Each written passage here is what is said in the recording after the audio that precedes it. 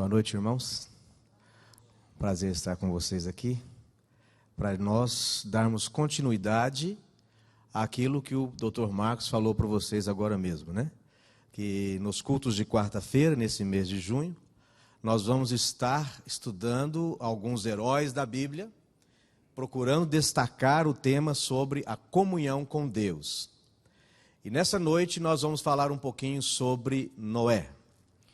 Mas antes de falar sobre a pessoa de Noé, o personagem Noé, eu gostaria de destacar com vocês algumas coisas que quando eu estava preparando a mensagem, eu dei uma pesquisada e deparei com essas coisas que eu acho que seria interessante.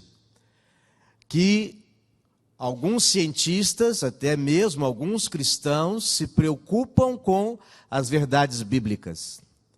E não muito tempo atrás, 2010 para ser mais preciso, esse aí é o site do Terra, né? terra.com.br, e ali você vê claramente eles dando uma afirmação de que um grupo de cientistas, formado por cientistas da Turquia e cientistas da China, alegam ter encontrado alguns indícios, alguns resquícios, que levaram a eles a concluir que se tratava da Arca de Noé. Aquele senhor que vocês veem na foto, ele é o chefe da expedição. E ali, encravado na rocha, ele conseguiu detectar ali aqueles pedaços de madeira. E segundo a entrevista, segundo a reportagem, eles fizeram um teste chamado teste do carbono 14. E para surpresa, eu diria, dos cientistas e de certa forma para nossa alegria, eles constataram que aquela madeira que vocês estão vendo ali, incrustada nas pedras, tem em torno de 4.000 anos. Se nós virmos até Jesus, seria em torno de 2.000 anos. Se nós voltarmos mais 2.000 anos, dando os 4.000, nós chegaríamos na época de Noé, biblicamente falando. E essa reportagem não ficou somente no site do Terra. Ficou também no site do Estadão, na parte de ciência. Arqueólogos afirmam ter encontrado a Arca de Noé. Trata-se essencialmente da mesma reportagem. Então, a gente começa a perceber que no mundo, não só espiritual, mas também científico, as pessoas começam a tomar o assunto da Arca de Noé em mente e algumas coisas começam a levar o ser humano a pensar sobre ela. E faz com que eles possam constatar a verdade da Bíblia. Mas, e se tivermos pessoas que possivelmente essas pessoas aí foram procurar uma arca grande porque elas tiveram acesso à Bíblia de alguma forma, né? Ou por curiosidade, ou por estudo bíblico, eles tiveram acesso à Bíblia, ouviu falar de uma arca, que essa arca caiu nos montes do Ararat e foram lá atrás. A curiosidade veio porque ouviram falar da Bíblia. Mas será que existem pessoas que nunca ouviram falar da Bíblia, pessoas que nunca tiveram um contato cristão e têm algum pensamento sobre uma grande arca, um grande dilúvio? A imagem que eu vou mostrar para vocês agora, foi feito um estudo, e ali você vê o mapa mundi essencialmente. Eu não sei se pela distância, quero crer que sim. Vocês percebem ali alguns pontinhos naquele mapa, sim ou não? Conseguem ver alguns pontinhos ali? Queridos, cada pontinho preto daquele corresponde a uma nação ou tribo que não teve nenhum contato com o mundo cristão. E vocês podem ver que esses pontos estão distribuídos no mundo inteiro. De novo, trata-se de indígenas, trata-se de nações antigas que até então não tinham contato com o mundo cristão. Todos eles tem, por através de mito ou através de lenda, uma história de um grande dilúvio e de um homem que construiu um grande barco. Existem alguns exemplos até aqui no Brasil. Por exemplo, esse historiador Herrera, né, que é um especialista em tradição latino-americana de índios, né, conta que alguns grupos de índios no Brasil narravam a história de um velho homem que, sabendo que viria uma inundação, que construiu um barco e acabou sendo o pai de uma grande nação. Nunca tiveram contato com o mundo cristão. Existe uma tribo nos Estados Unidos chamada Atapacem, na costa oeste. Também conta que de uma incessante chuva que inundou toda a terra. E apenas um semideus, na mitologia deles, na crença deles, com o nome de Nagaite, né, sobreviveu e também foi o pai da humanidade. Em 1816, um arqueólogo italiano encontrou o túmulo do faraó Sete, da 19ª dinastia egípcia. Junto à sua múmia havia antigos hieroglifos que contavam a história de um dilúvio muito parecido com a narração bíblica. E esse faraó viveu 1581 a.C. Então percebam, queridos, que a arqueologia e os cientistas começam a trazer indícios do que a Bíblia fala sobre o dilúvio é verdadeiro. E sem dúvida uma das grandes provas que nós temos é esse documento aí. Eu já queria partir de imediato que ninguém acreditasse nada que eu estou falando aqui, tá certo? Vamos combinar isso? Tá? Anotem aí, ó, Épico de Gilgamesh. Épico de Gilgamesh.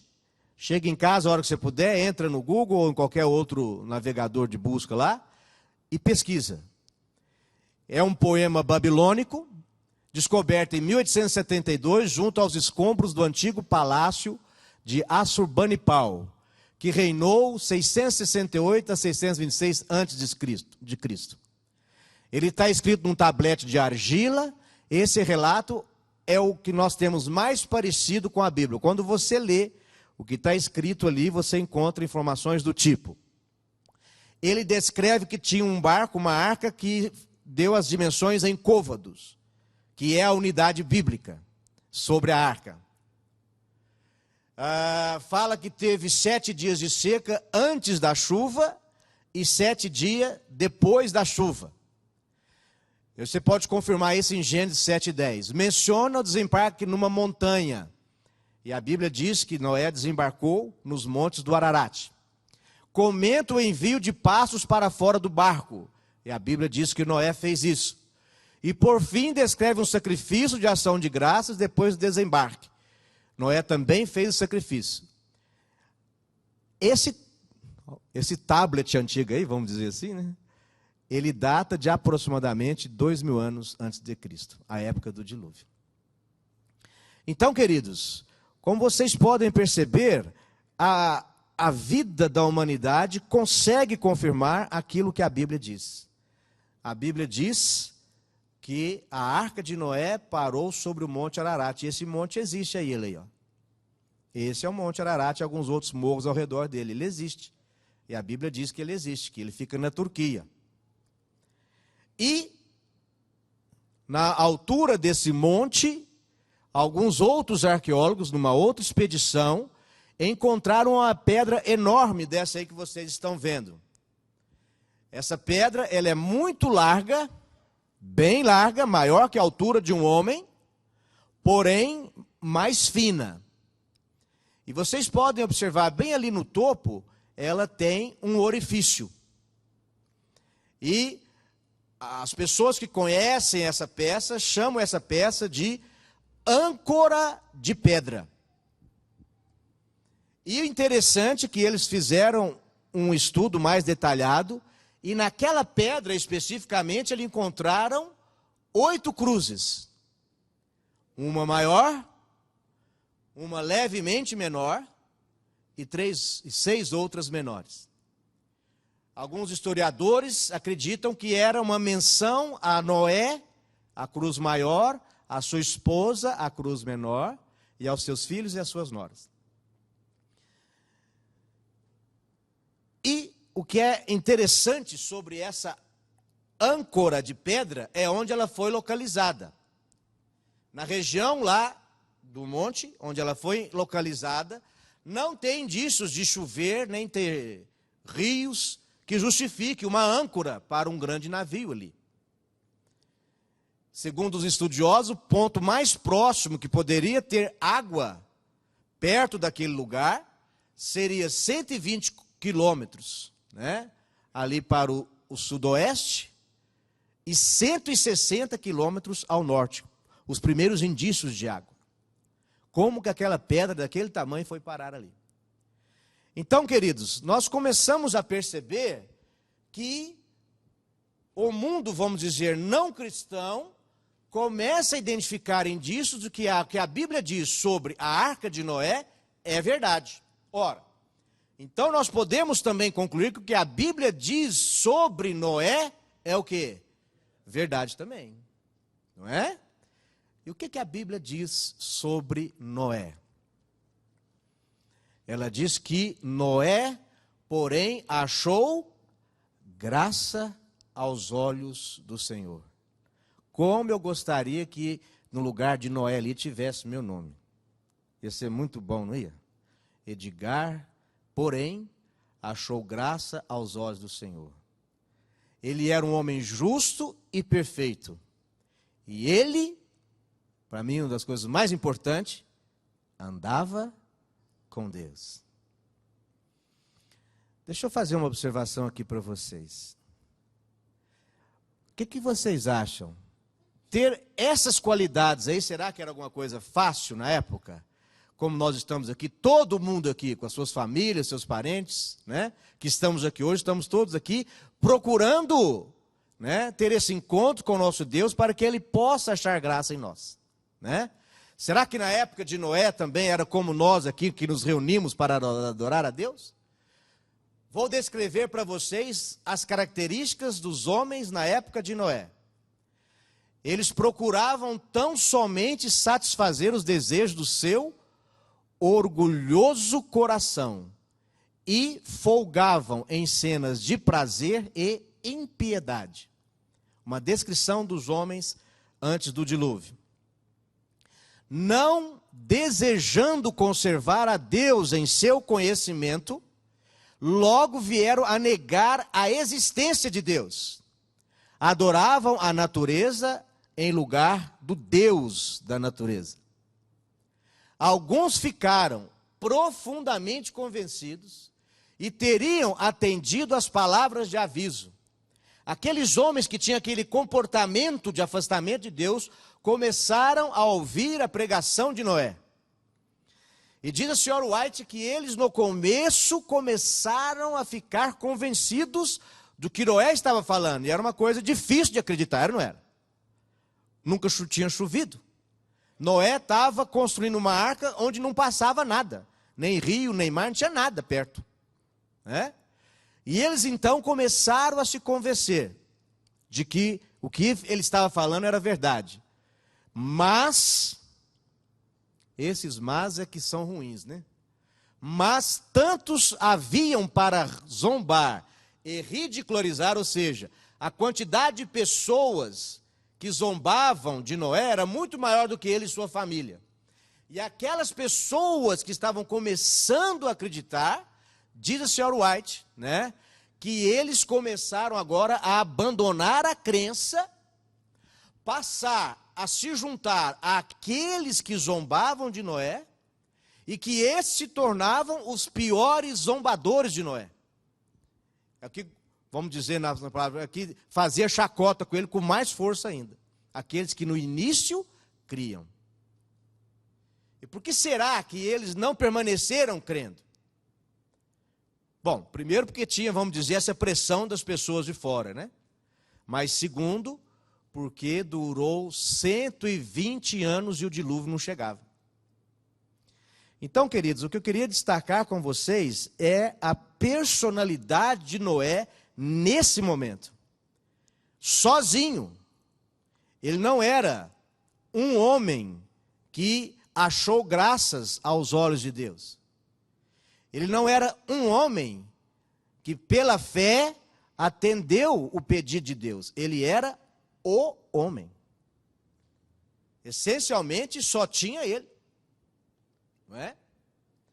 E com esse tanto de pessoas, né, fazendo todas essas piadinhas com ele, com a sua família, ele permaneceu fiel com a obra de construir a arca e de pregar sobre o dilúvio durante 120 anos. Como será que Noé conseguiu isso? A Bíblia mesmo responde: ele andava com Deus. Ou o que nós queremos falar, ele tinha uma comunhão com Deus. Bom, nós não vamos ser hipócritas. Na nossa vida, nós temos nossa própria personalidade. Tem pessoas que a gente acha chato, não tem? Então, uma pessoa que você considera chata, você consegue ficar conversando, andando com essa pessoa 120 anos? Não consegue. Mas eu quero crer que a proximidade que Noé tinha com Deus fez com que ele andasse durante esses 120 anos. A comunhão que ele tinha com Deus. Muito bem.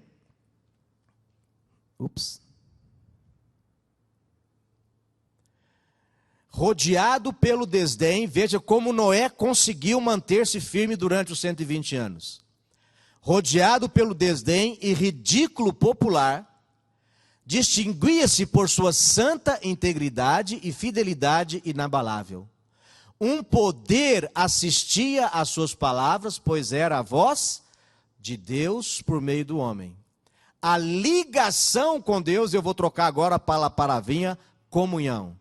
A comunhão com Deus tornava-o forte na força do poder infinito. E creio eu, queridos, que é isso que nós precisamos para manter esse espírito inabalável que Noé possuía. Ainda que estivesse no meio dela, um versículo que está em Ezequiel 14:14. O que vocês acham? Será que Noé vai estar no céu?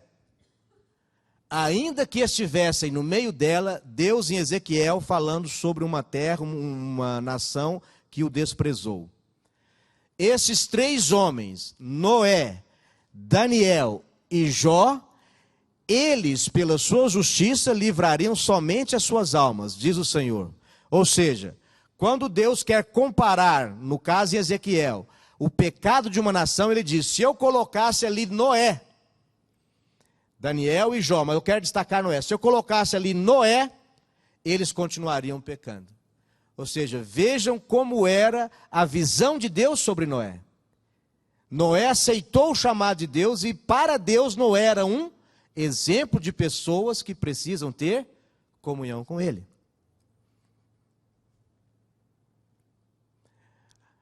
E outro grande segredo de Noé, queridos, é esse que nós vemos aí agora. E com isso eu encerro as nossas considerações desta noite. Assim fez Noé, conforme tudo que Deus mandou, assim Noé fez. Meu querido, aqui nesse livro, na Bíblia, você tem tudo que Deus mandou. Nossa oração é que a sua comunhão com esse Deus possa, na sua vida, ser concretizada como concretizou na vida de Noé. Para dizermos no final da nossa vida que nós andamos com Deus, nós tivemos comunhão com Ele e fizemos tudo que Ele mandou. Que Deus nos abençoe. Vamos cantar um hino que fala sobre a nossa vontade de andar com Deus. Número 503. Deixa-me, Senhor, contigo andar.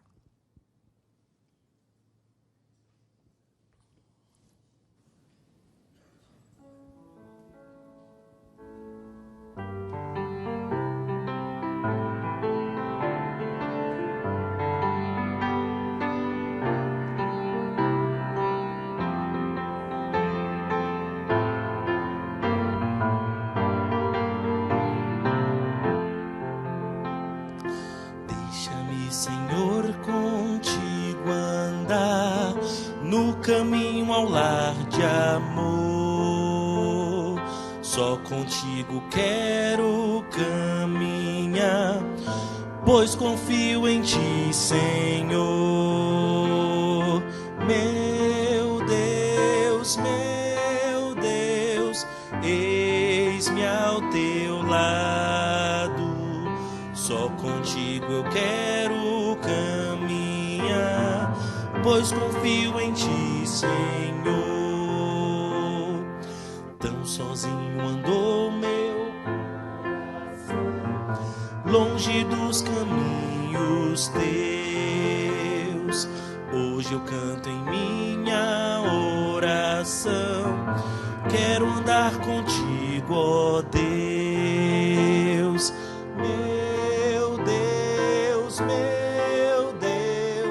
eis-me ao teu lado.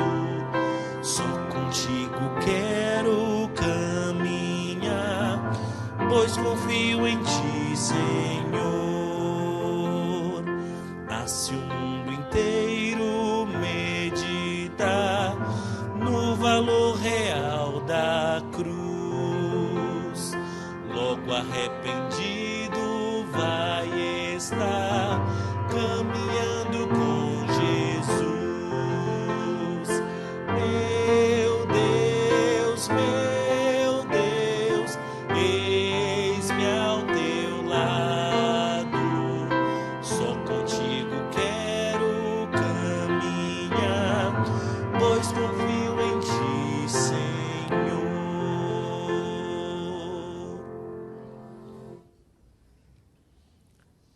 Senhor, nosso santo Deus, nosso Criador e Pai que estás nos céus, muito obrigado a Deus pela história de comunhão de Noé contigo.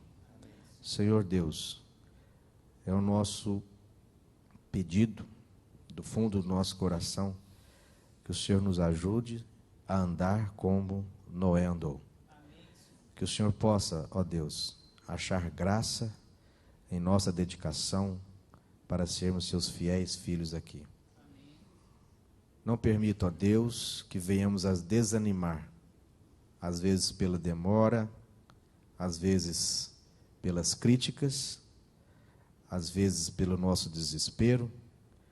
Não venhamos a desanimar de termos comunhão contigo. Amém. Essas bênçãos nós pedimos e agradecemos no doce nome de Jesus. Amém.